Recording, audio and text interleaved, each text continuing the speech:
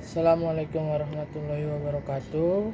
Kenalkan, kami dari kelompok 8 ingin mempresentasikan hasil dari proyek kami yang bertema penerapan sistem Enterprise Resource Planning pada industri makanan. Selanjutnya saya akan memperkenalkan nama kelompok kami. Yang pertama itu saya sendiri, Hasan Bisnis Siregar, dengan NIM 63221030. Yang kedua ada Alca Dwi Prihatini dengan NIM 63220657. Yang ketiga ada Aiza Kurnianingsi dengan NIM 63220220. Selanjutnya pembahasan yang akan kita lakukan pada kali ini. Yang pertama ruang lingkup, kedua sejarah perusahaan, ketiga proses sistem bisnis berjalan, keempat dokumen masukan dan keluaran, kelima permasalahan pokok dan pemecahan masalah, keenam kesimpulan dan saran. Yang pertama kita akan membahas ruang lingkup. Penelitian ini akan membahas penerapan sistem ERP di beberapa perusahaan makanan di Indonesia dengan fokus pada aspek-aspek seperti pengelolaan rantai pasokan, manajemen persediaan, dan integrasi data. Selain itu, penelitian ini juga akan mengidentifikasi tantangan yang dihadapi perusahaan dalam mengimplementasikan sistem dan strategi yang dapat digunakan untuk mengatasinya. Enterprise Resource Planning adalah sistem informasi terintegrasi yang dapat memenuhi kebutuhan dari berbagai departemen perusahaan, seperti modul keuangan dan proses distribusi. ERP terdiri dari 3 kata.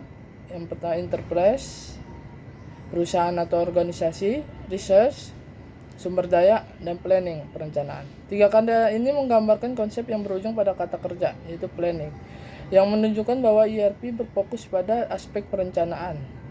ERP memiliki ide dan kata kunci yang sama, yaitu mereka terintegrasi di dalam organisasi untuk merencanakan dan mengelola sumber daya dan memenuhi kebutuhan pelanggan. ERP dapat berfungsi dengan baik jika didukung oleh berbagai aplikasi dan infrastruktur komputer, baik hardware maupun software. Selanjutnya, sejarah perusahaan.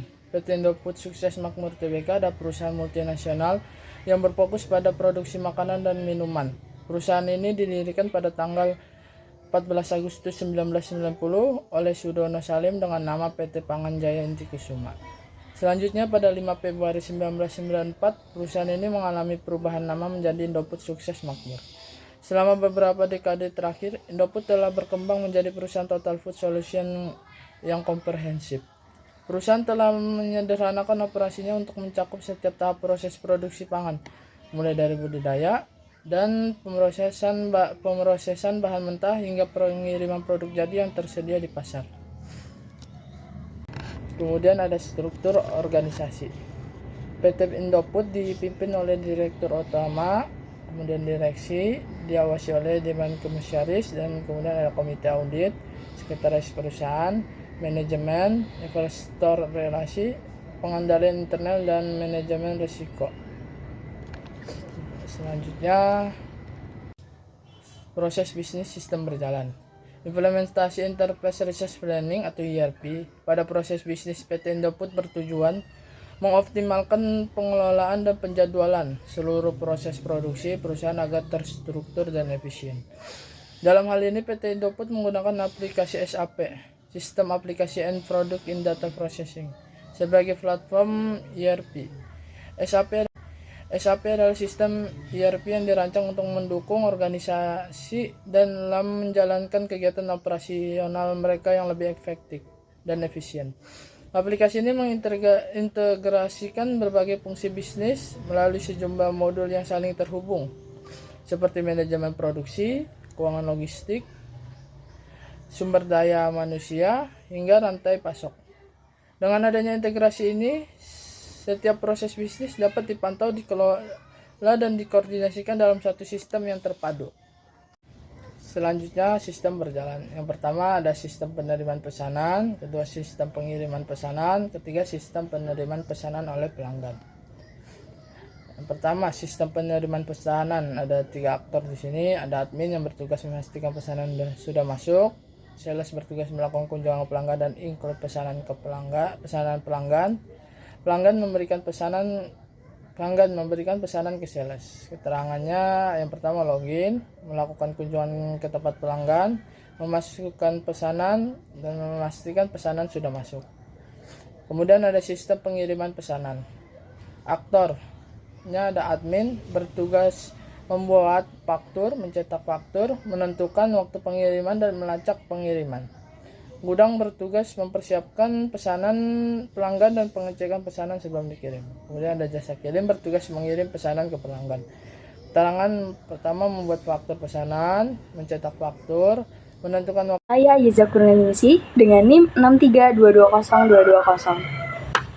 Baik, selanjutnya di sini saya akan menjelaskan tentang sistem penerimaan pesanan oleh pelanggan. Jadi yang pertama, admin mengkonfirmasi telah sampai ke tempat pelanggan, lalu si pelanggan ini menerima barang yang dipesan dan memastikan barang yang datang sesuai dengan faktur, lalu menandatangani faktur, dan si jasa kirim memberikan satu rangka faktur. Activity diagram tentang sistem penerimaan pesanan. Jadi yang pertama ini ada start, lalu kemudian ada login, yaitu admin dan sales mengakses ke sistem.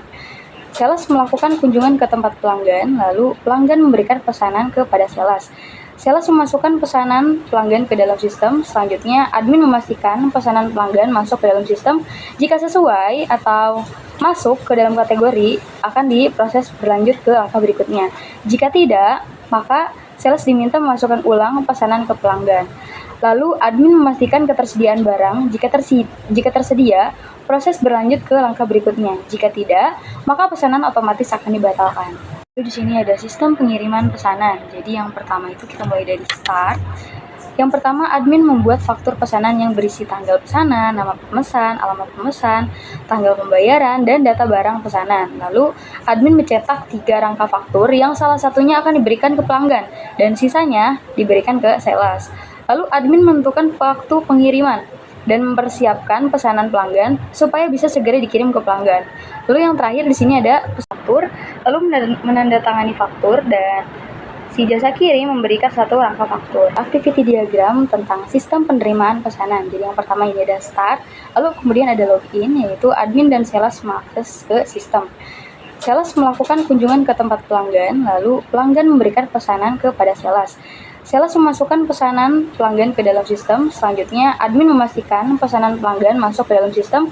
Jika sesuai atau masuk ke dalam kategori, akan diproses berlanjut ke langkah berikutnya. Jika tidak, maka sales diminta memasukkan ulang pesanan ke pelanggan. Lalu, admin memastikan ketersediaan barang. Jika tersedia, proses berlanjut ke langkah berikutnya. Jika tidak, maka pesanan otomatis akan dibatalkan. Di sini ada sistem pengiriman pesanan. Jadi yang pertama itu kita mulai dari start. Yang pertama, admin membuat faktur pesanan yang berisi tanggal pesanan, nama pemesan, alamat pemesan, tanggal pembayaran, dan data barang pesanan. Lalu, admin mencetak 3 rangka faktur yang salah satunya akan diberikan ke pelanggan dan sisanya diberikan ke sales. Lalu, admin menentukan waktu pengiriman dan mempersiapkan pesanan pelanggan supaya bisa segera dikirim ke pelanggan. Lalu yang terakhir di sini ada pesanan dikirim ke pelanggan. Ini ada sistem penerimaan pesanan oleh pelanggan. Jadi untuk aktivitinya kita mulai dari start. Jadi yang pertama, ketika sampai ke tempat pelanggan, jasa kirim mengkonfirmasi bahwa telah sampai ke tempat pelanggan.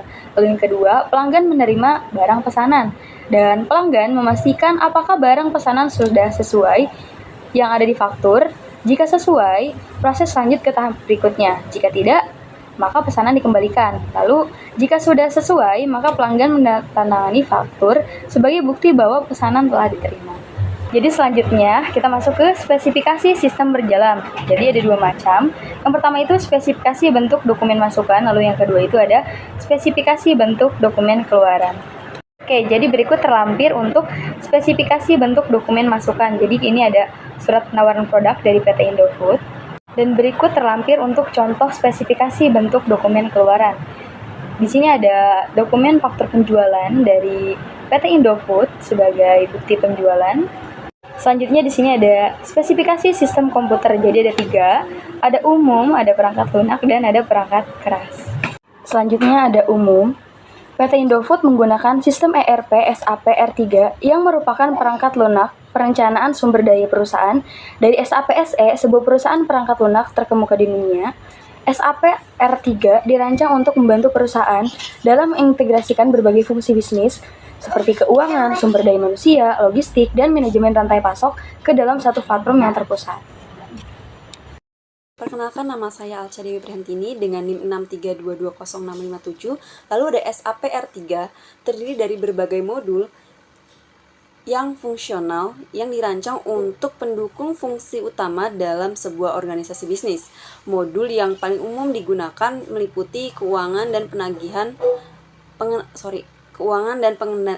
pengendalian atau FICO, sumber daya manusia atau SDM, manajemen material atau MM, penjualan dan distribusi atau SD, perencanaan produksi atau PP.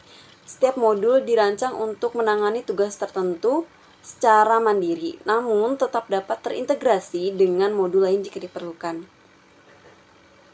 Sebagai contoh, faktur dari transaksi pendapatan dalam modul penjualan dan distribusi akan secara otomatis terhubung ke modul akuntansi, di mana faktur tersebut akan dicatat sebagai piutang usaha dan harga pokok penjualan.